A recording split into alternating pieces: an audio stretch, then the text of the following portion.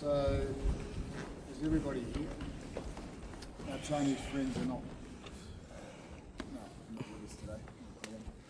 Okay, I'd like to introduce Alex Bennett. Most of you know him. Some of you, not personally, but you know him from his writings. Some of you don't want to know me. We're very proud of Alex because he's a New Zealander, and I've known him since he was like 17 or 18 or something.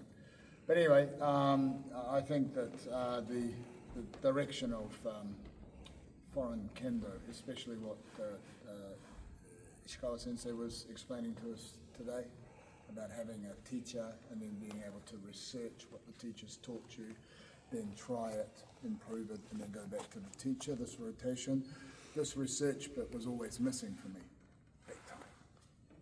And Alex and his kendo world and his research and everything was a turning point for me personally, and I think probably for a lot of people. So anyway, without too much to do, this is Alex. I'd like to introduce you all to him, to him all, but we've got about 13 countries and about 25 people here. So welcome, Alex. Good to see you. One of the nice things, I don't have to translate for him. 日本語で喋るということになって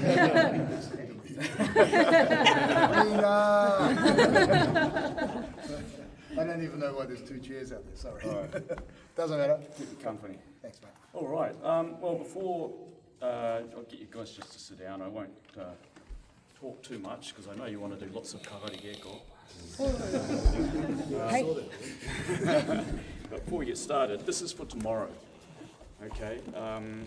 So if you can hand that around, so you'll need that tomorrow. When I'm supposed to be doing a talk.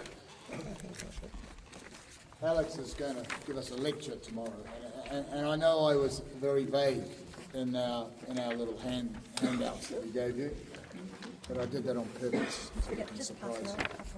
Because you didn't know what I was going to do.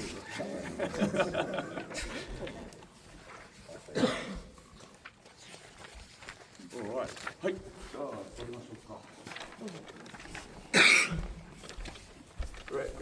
Grab a piece of floor, everybody.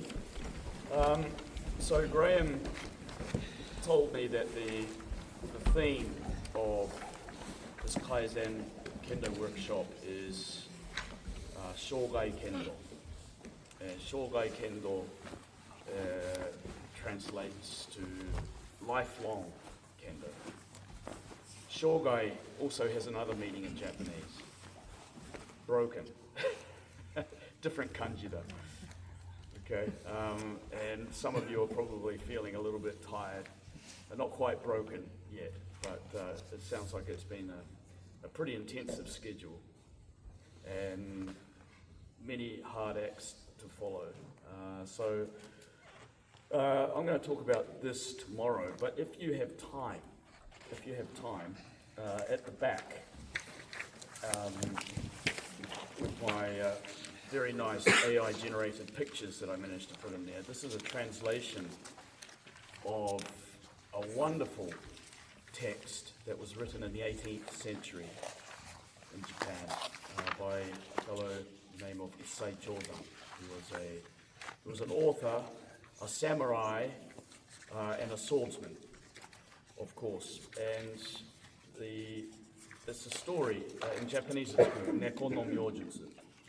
And it's a story about, basically it's talking about the stages of shugyo, the stages of your development as a kenshi, told through the parable of cats. I wish it was dogs, because I'm really a dog person. But it's really interesting. So I'd ask you, if you have time tonight or sometime, just to read the back bit, The Mysterious Art of the Cat. And that will give you a head start of what I'm going to be talking about tomorrow and how it applies to what we do. We don't have a projector, so I'll just be talking off the slides, the printouts tomorrow. Okay, so please bring that along. Right, so Shogai Kendo theme. And you mentioned something about Mitori Geiko as well, or is that? Yep, we've been letting people know just at Keiko how important Mitori Geiko is, because I think quite honestly that a few people were surprised, that especially the first morning when you come along and some of you only had 2 fights, maybe some of you had 1, and there's a lot of waiting involved, and so we've tried to give them another perspective on how to use that waiting in another way. So Yeah. that's Well, it is Keiko after all, Mitori Geiko. So I've actually got a blog post about Mitori Geiko if you're interested. Let me know, I'll share the link. But I won't talk about Mitori Geiko so much today, more about the whole concept of Shogai Kendo. We all know that there is no retirement in Kendo. And we all know that we get our asses handed to us by old geezers, but we, for the most of the part, don't know why. Okay, if we knew that, maybe we could do something about it. That's what is really kind of unique about Kendo.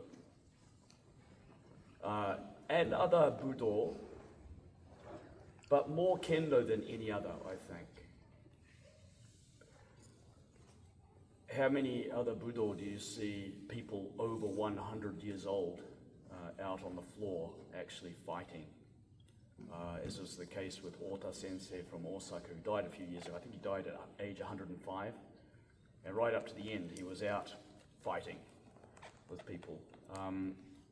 I don't think you see that in Judo, because everybody's got knee replacements and hip replacements by the time they get to that age. Kyudo, maybe, but Kyudo is just, you're doing it on your own, right? It's kata, essentially. Okay, but Kendo is very dynamic. You have an opponent who's trying to hit you, and you're trying to hit your opponent. It's not ping pong, okay? It's really hardcore, but there is no retirement.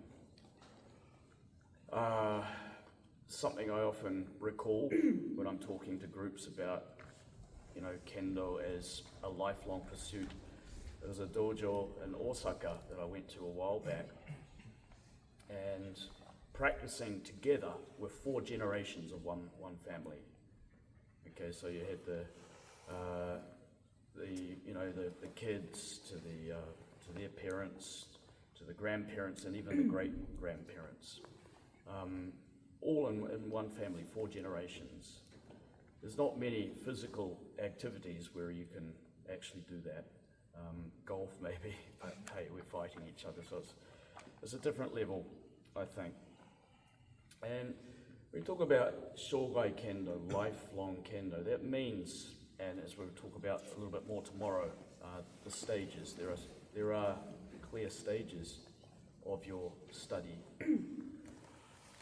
And I remember in this dojo, actually, right here, it would have been 1997. Okay, I remember that year because I was practicing with Inoue sensei, Inoue Yoshiko sensei. And when we finished the keiko, he said to me, "How old are you?" And I said, "I'm 27. And he said, "Well, that means you should be doing 27-year-old kendo." Okay, I don't know what I was doing actually, but apparently it was lacking because I was trying to be more than what I was. It wasn't genuine, is what he was saying to me. If you're 27, you should be doing 27-year-old kendo. I'm 55 now, and I still remember that, and I aim to do 55-year-old kendo, genuine to what I can do, okay? So that's what, it's not necessarily a numerical issue. It is, okay, what are you? What is your physical condition? What is your experience? Okay, what's the best that you can do that fits into what you have? And so what Inoue sensei, what I gathered from that was that kendo is constantly evolving. It's constantly evolving for every individual. whether you started when you're 5 years old or when you started when you're 55.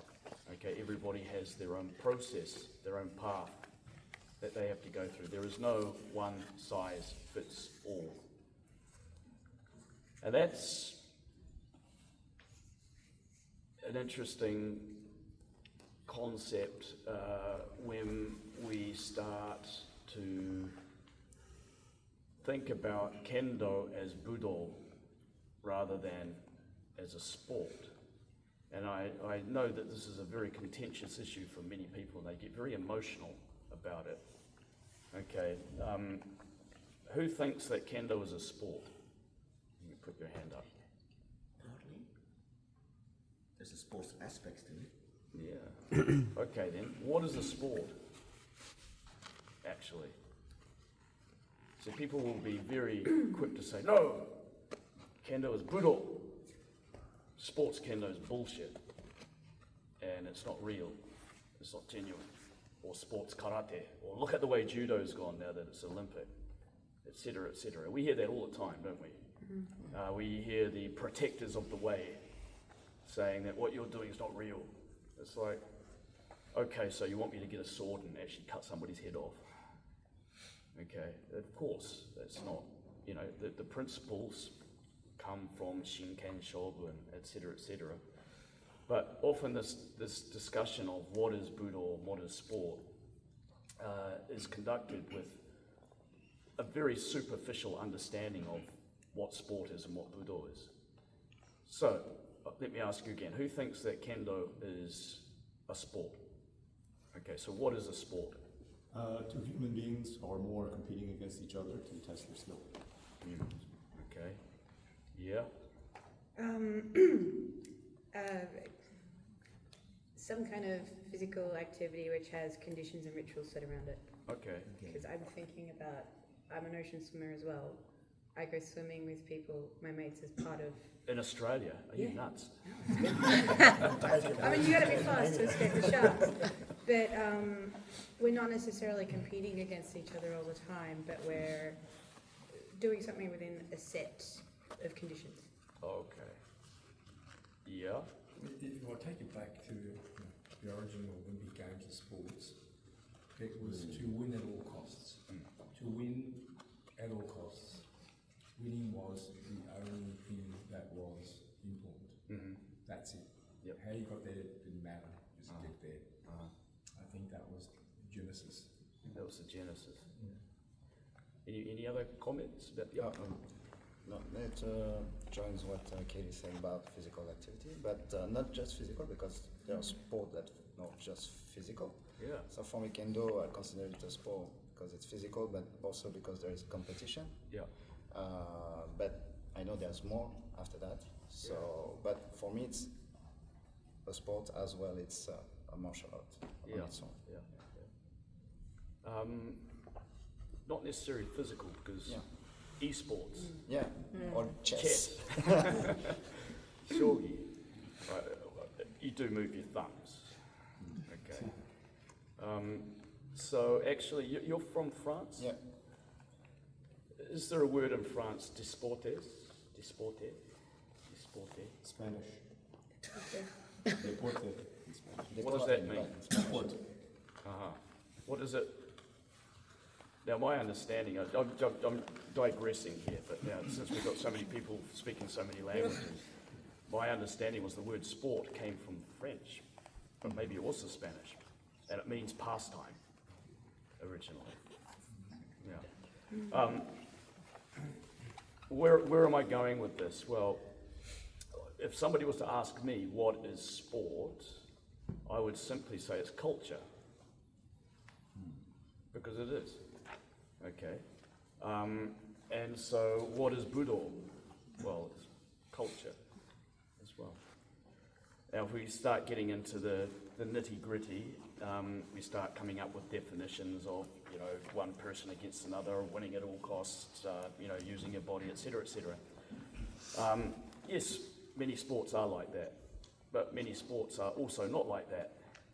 And if you want to get academic about it,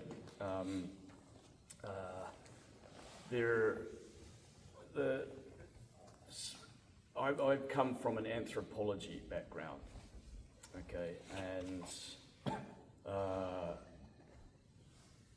sports looked through the lens of anthropology will show that many different cultures around the world have their own cultural practices or cultural activities that use the body, which we would look at as traditional culture, but you could also call it sport.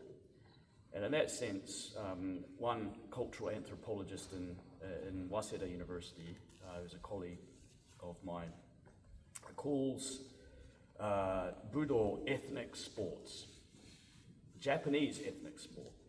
So in other words, you have this massive umbrella of sport culture.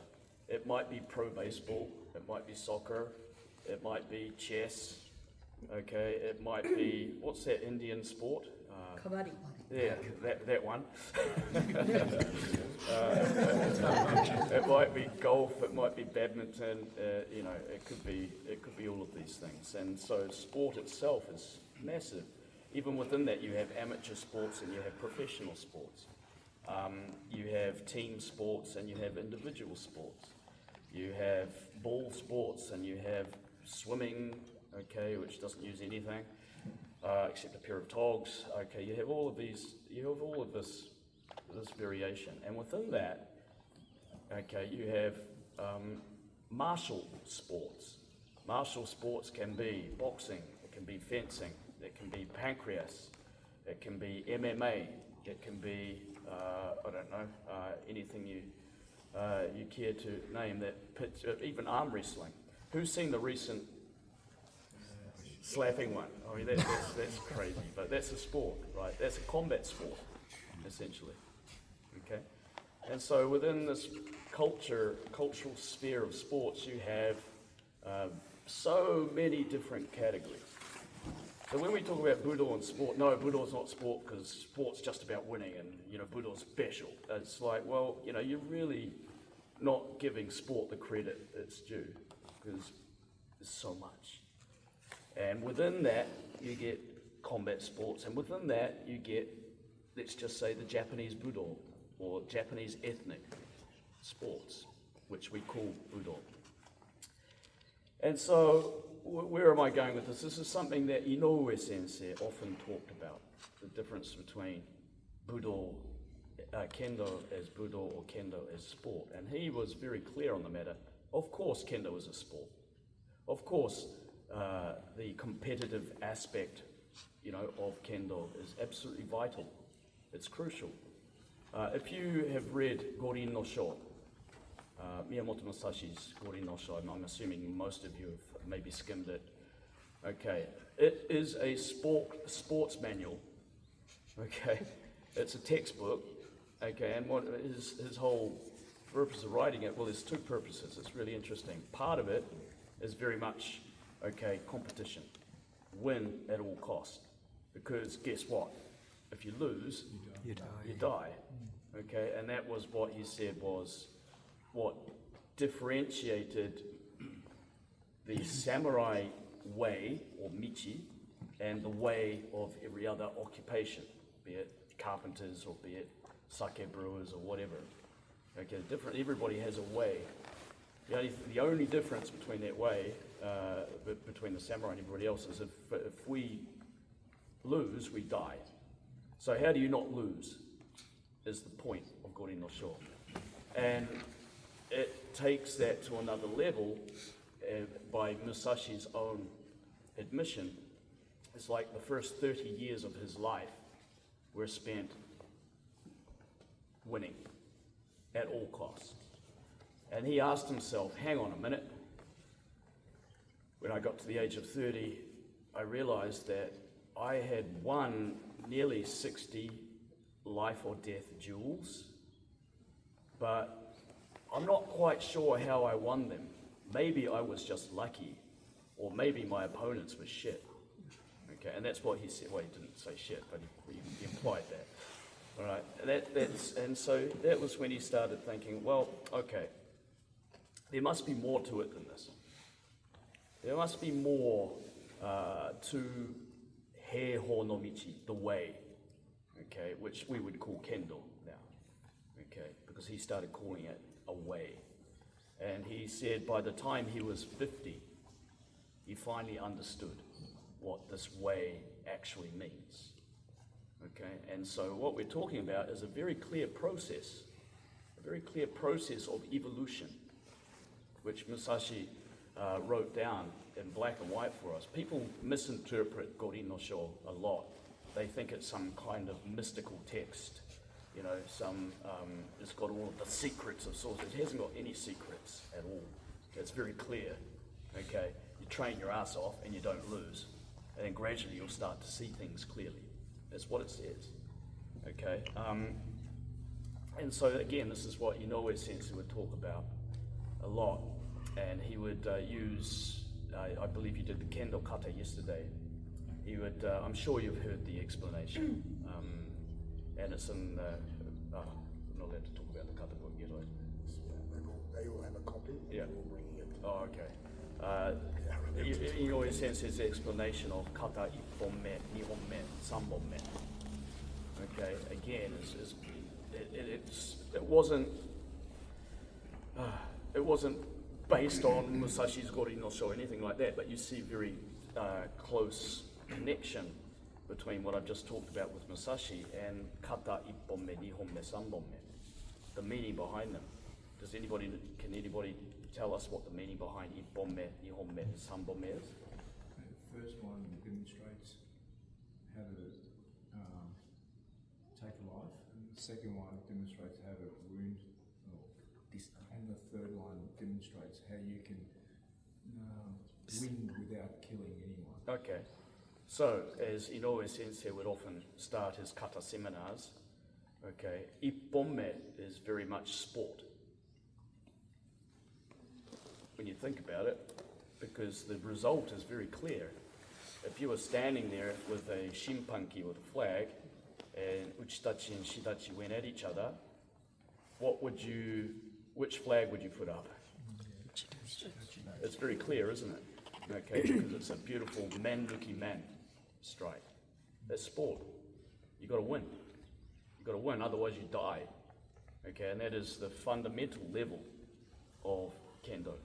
That is the fundamental level.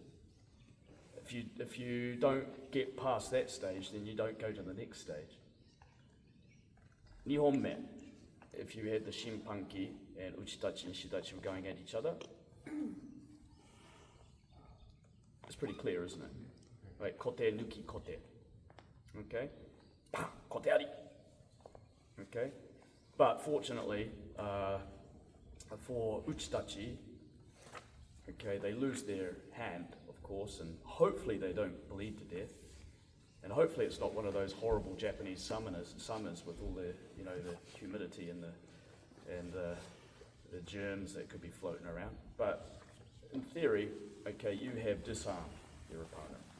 You've disarmed them, and you've beaten them. Okay, it's not as clear cut as Ippon-me, pardon the pun. Okay, Sanbon-me,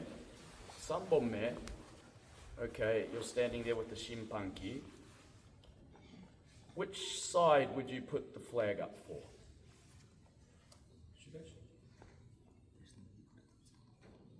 Would you? Does not hit. Would you put it up for Shidachi? At the end of Sanbon-me. Yeah. Does not clear hit. There's no hit. There's no contact. There's no contact at all. Yeah. It's like, I hope you're not a shimpan for anyone of my shio. Okay, you wouldn't. Okay, and that's when it's like Kendo, according to Inoue Sensei's analysis, that's the progression. That's kind of like where Musashi was when he was 50. Okay, it's gone beyond the clear-cut winning or losing, winning but not killing, and then just actually winning without even drawing blood. Okay, that's what Sanbon-me is. So you can see that process, right? And so what I'm trying to get at here is that when we talk about the levels of shugyo in Kendo, and again we'll talk on it a little bit more tomorrow, okay, the first really important stage in Kendo, if you start young, okay, is to learn how to win shiai. By any means possible, as long as it doesn't fall into the hansoku area, okay? And so that's why you learn all these neat little tricks and stuff that you see a lot on YouTube these days, okay? And how you can sort of trick somebody and do a feint and just and touch them, and people will look at that and go, "Oh, that's shit kendo. That's shit kendo." It's not shit kendo. It's really good kendo, because it is for a certain age and a certain level. And then, if you go through that, you're going to graduate and you're going to go to the next level, which is a lot more, okay, you still want to win, okay, but it's not the win at all costs. You start bringing more of the aesthetic beauty into your form. Okay, so it's not only winning, but it's winning beautifully. Okay, and then you get to the stage where I think I am knocking on the door at the moment. I think I am. Is where you don't give a shit about winning or losing anymore. I can't say that outright because, to be honest, when things start heating up, I don't want to lose. Okay, but it's your attitude towards that hitting or being hit really does transform. And there's a strange paradox that accompanies this transformation, is that the less you care about getting hit or getting beaten, strangely, the stronger you become. Not that I'm saying I'm strong, but I feel that the 55-year-old me now, even though I don't have the strength or the speed or the dexterity that I had when I was 27, I would kick 27-year-old me's ass big time, okay? And that is because of a natural progression, which we'll talk a little bit more about tomorrow. And that's where I'll just change the direction a little bit. We're going to start doing some exercises in a moment. But I remember back when I was 20, I was very fortunate to spend a year in a dojo near Osaka. It's called Shizuoka. And we had phenomenal senseis there at the time. Two in particular are very famous even now. Tsurumaru sensei, Tsurumaru Juichi sensei. He was a 9th dan. And Murayama Keisuke sensei, he had this beautiful moustache, and he was an 8th dan. Both of them were graduates from the legendary school, Busan. They were hard men. Murayama sensei won the Hachidan Taikai. But I was fortunate to spend a year at this dojo. Who knows Hiro Imafuji? Okay, that's where I met him. Okay, and so anyway, whenever we had training 3 days a week, 4 days a week I should say, with the senseis.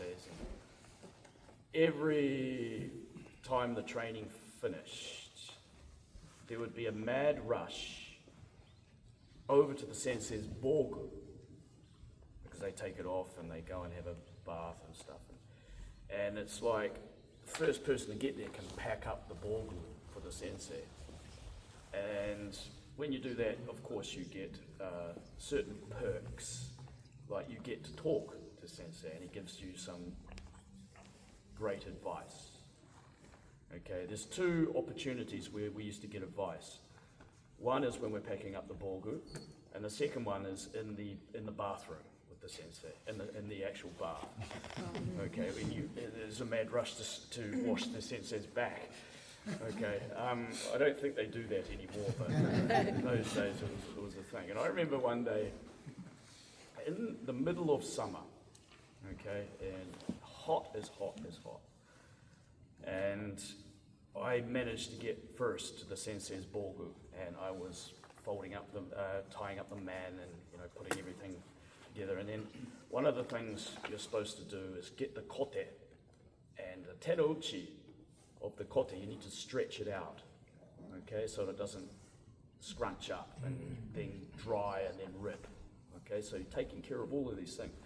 And it suddenly occurred to me that, hang on a minute, his kote tenouchi's done 1 hour of keiko, standing there, okay, and fighting everybody, tachikiri, everybody from shodans to hachidans, right?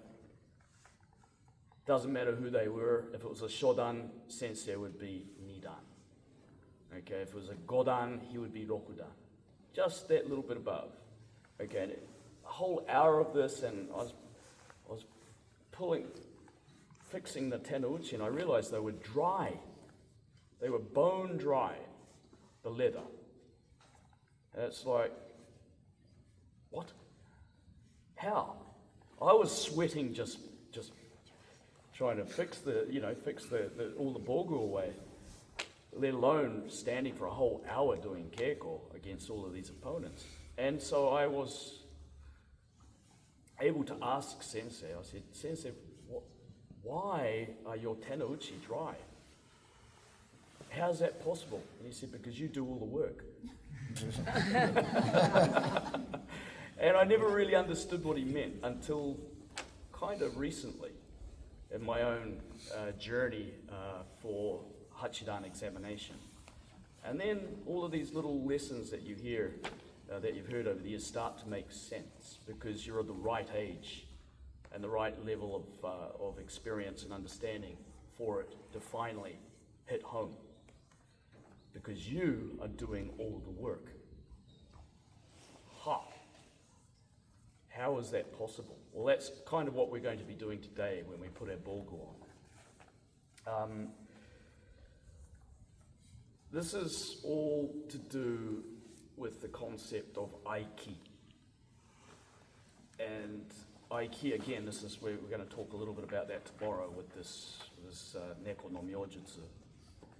But that's precisely what I am trying to get now in my own kendo. I think most of you have heard the word aiki before. Yeah? What does it mean? Harmony. Yeah. And that reminds me, if you look at the sheet, the printout, I have a diagram in there.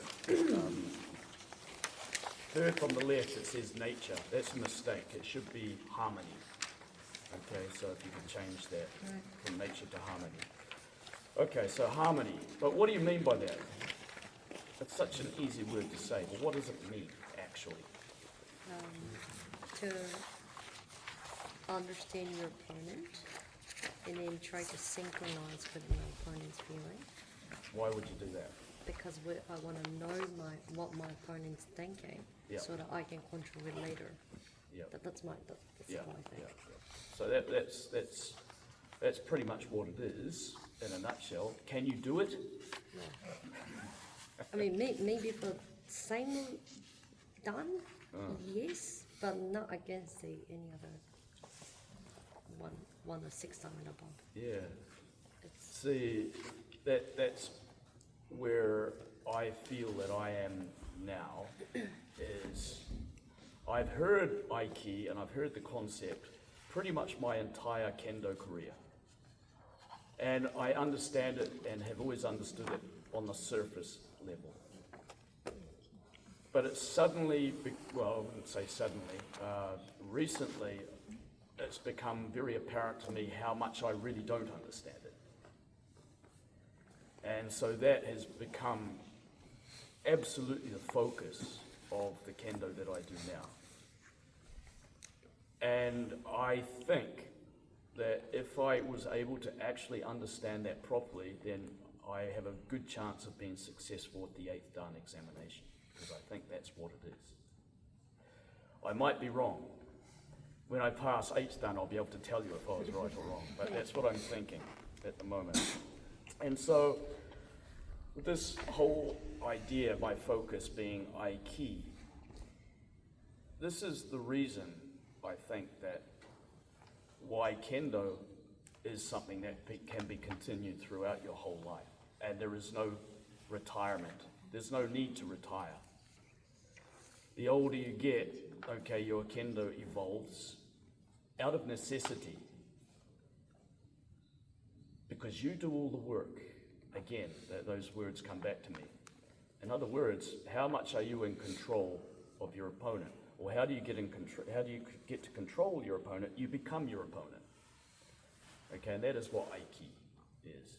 But that's so easy to say, but so difficult to do. Okay, especially if your opponent is at a high level trying to do the same thing to you. Something's going to give. Okay, and that's why we end up fighting these old 7th Dan and 8th Dan sensei, and why we end up having to take a step back because we feel like we're being completely manipulated into doing stuff that we don't want to do.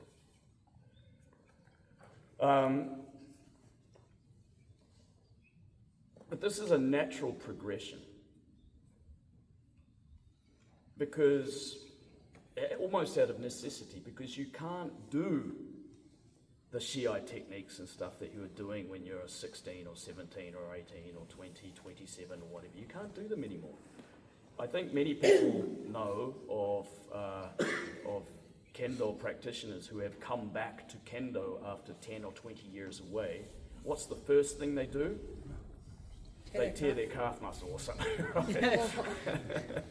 Or they injure themselves because they've learned Kendo, in their teens, and they've stopped, but their body remembers what it was when they were doing it, and they try and do the same thing. You can't.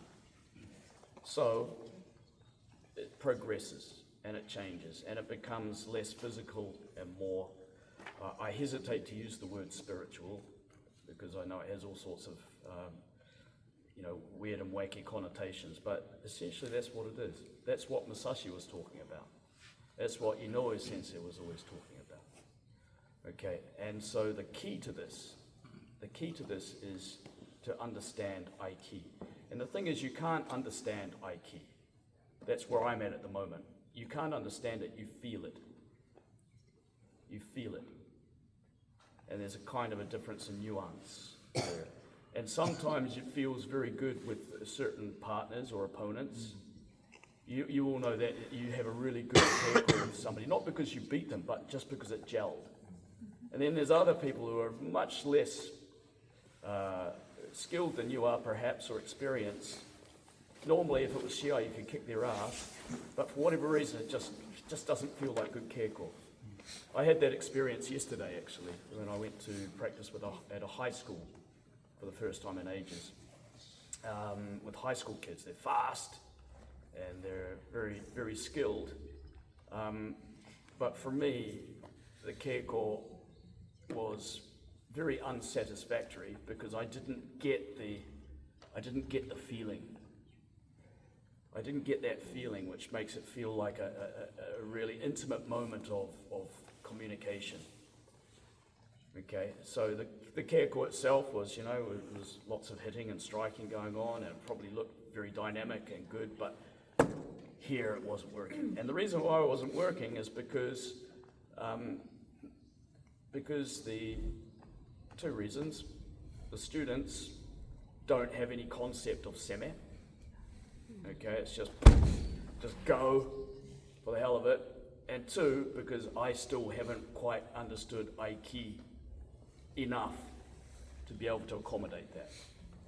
Okay, and then it just becomes a tit for tat.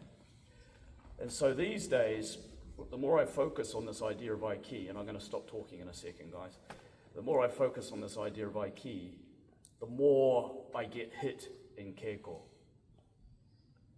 When I head up to my Hachidan examination, which is in a couple of weeks actually, I find that in the weeks before my keiko, I get hit a lot. Which, if I was preparing for a Shiai, it would be a very bad thing. You don't want to get hit, right? You want to do all the hitting.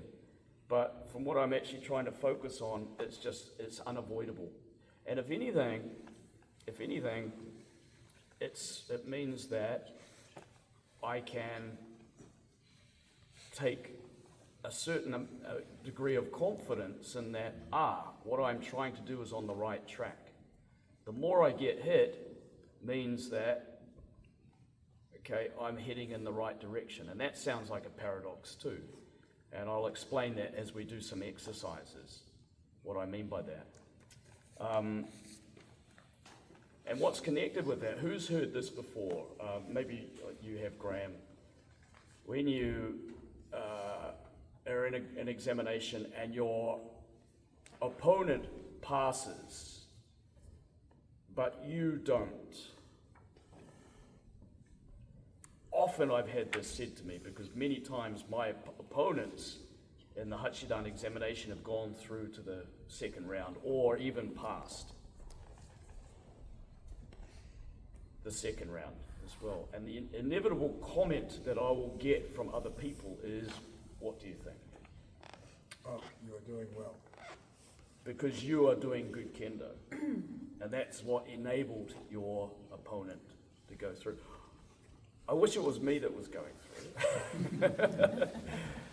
But again, it's like the ideal is if both of you went through. But if I was just doing Shiai and trying to beat the other person, then probably that other person wouldn't go through. Okay, and that's again one of those interesting paradoxes that you only discover when you're actually trying for something like this.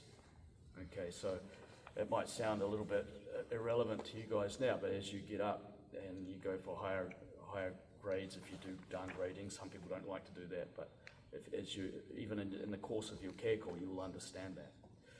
So what I'm going to do now is just a couple of basic exercises, then we're going to put our man on. So first of all, we're going to just do kata ropponme, which I imagine you did yesterday. Because ropponme, you didn't. That's three. 1, 2, 3. I did the third one. Okay. Well, the reason why I want you to do ropponme, who does not know how to do ropponme? Okay. So we'll break it down. I can take so. Oh, well, we'll do it all together anyway. So the reason why I'm going to get you to do that is because ropponme is really, really a great example of what Aiki is. And the reason I know that is because you might remember, Graham, a few years ago when I went to the Inoue Sensei's dojo, and he just made us do ropponme in the kata. Continuously. Yeah, I do that a lot. Yeah. Not just rep on there, but Yeah. And the reason why he made us do that, I don't know, actually, but I have an idea. He said, ropponme, that's right. And he said, mada dane. Okay. And what he was, one comment he did say was that you can tell how advanced somebody's kendo is, their understanding, by how they do ropponme. Yeah. Probably many of you have never heard that before. It's just one of 10 kata, okay? But this one in particular, Inoue Sensei pointed out, he said, and when he saw me do it, he wasn't impressed, apparently. So we're just going to do that with we're allowed to use the bokuto over there? Yeah.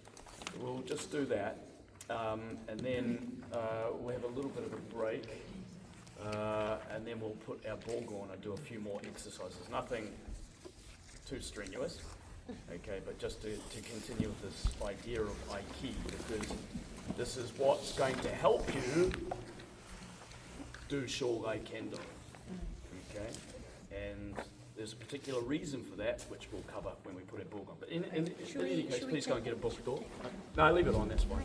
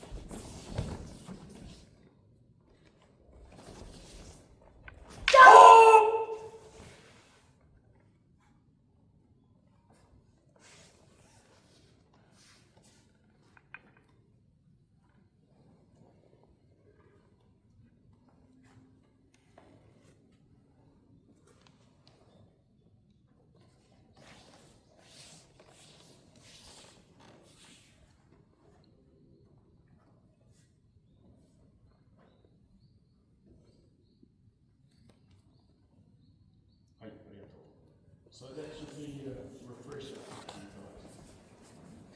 We're going to do it now. Who doesn't know how to do it? Okay. Right, movement on the other side. And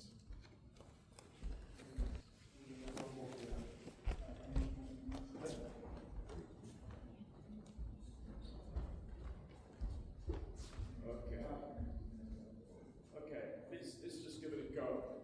Okay, and then we're going to break it down.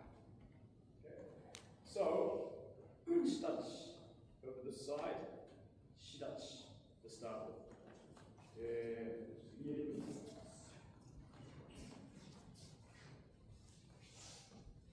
Right, it should be in 2 straight lines. This is also part of Aiki. Okay. Japan.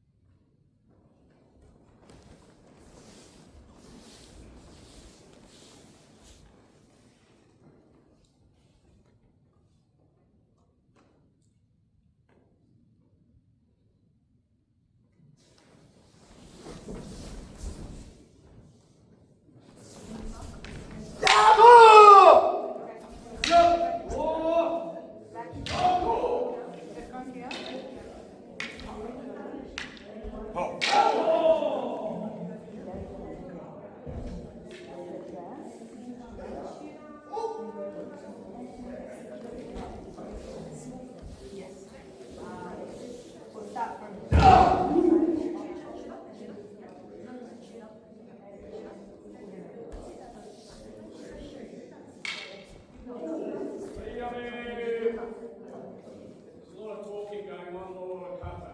Hey, silent there, back you go. Okay, moikai. Hey, now check where you are. Where are you? Are you back in your original positions? 2 straight lines. Hey, moikai yatte kudasai. Hey, chudan. Chudan. Jubi!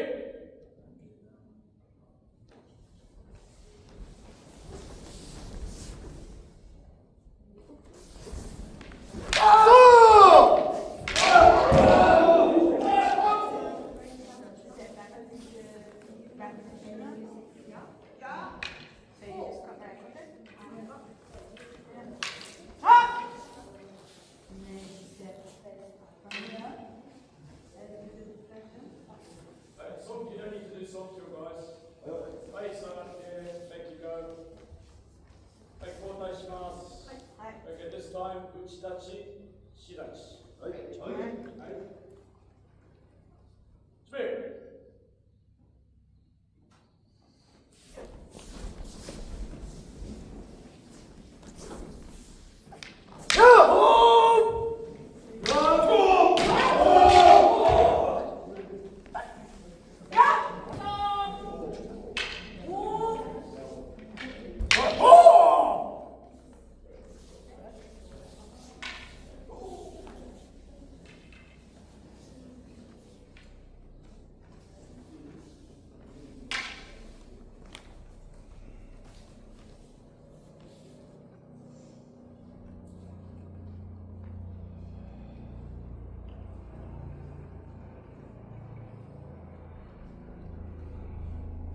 Hey, Shizuoka.